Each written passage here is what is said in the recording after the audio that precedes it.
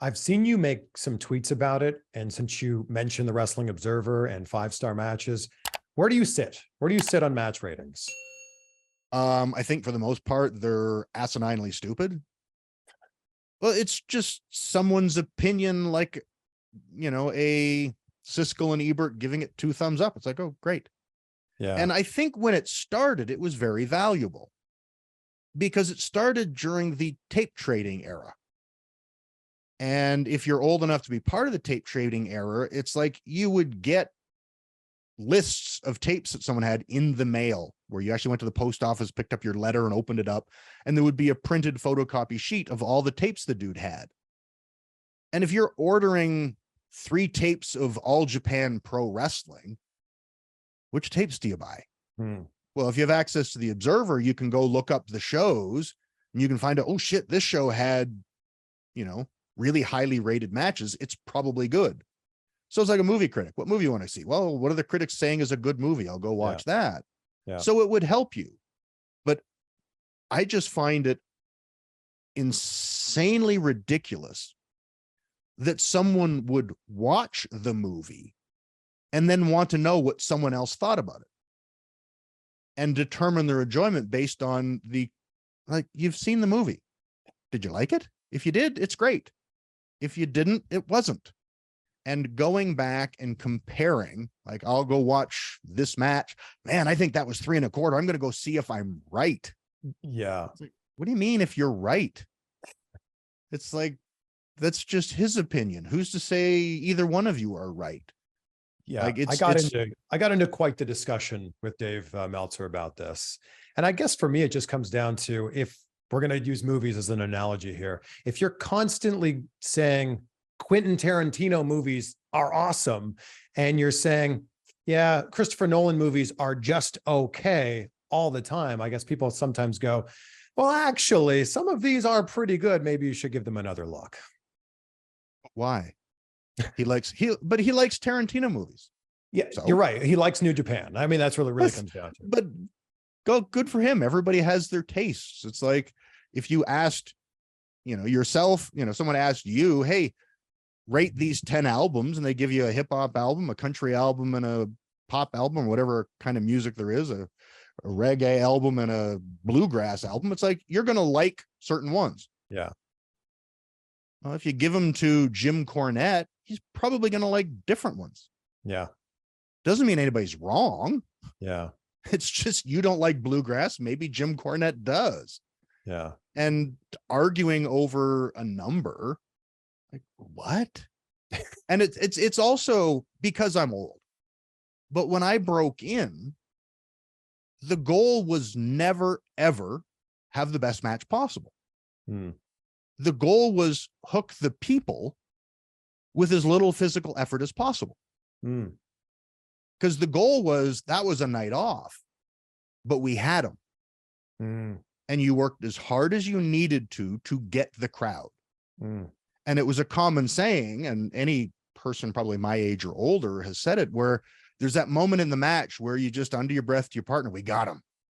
And you just know they're hooked. We've emotionally hooked the people. And it's like, then you do your match and you leave and you're happy.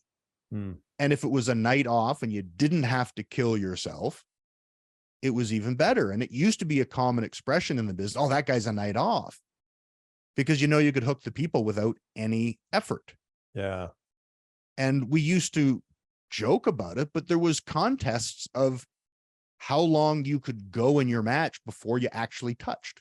And it was just playing the crowd with cheap heat, but you had to entertain the crowd the whole time. So having a quote unquote 5-star match, it was never a goal. It was never talked about. It was never considered. It was, did you hook the people? Yep. Anybody get hurt? Nope. Job done. And that's why I laugh about, oh, more people are getting 5-star matches. Like, well, that was never Jim Duggan's goal ever in his life. Right. His goal was to get over and hook the people. So it's like, is Kenny Omega a better wrestler than Jim Duggan? It's like, well, technically everyone's going to say yes, but it's like, Jim Duggan's job was to get over. And And if you go back and watch UWF and early WWF, dude got over. Mission accomplished. And it's just a different industry. Now there's a whole generation of wrestlers that are going, well, how many stars did my match get? Yeah. And it's like, I can honestly say never in my career once ever did I look, check, or find out. I did, it was a year or so ago. Me and a friend of mine online, the topic of ratings came up, and there was a match that neither one of us liked particularly much. And Dave gave it some kind of number, 3 3/4, 4, whatever it was. Yeah. And we started talking, and I'm like, I wonder if Dave's ever rated anything I've ever done that highly.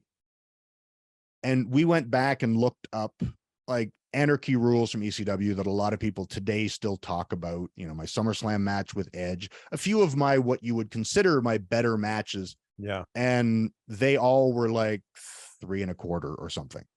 Wow.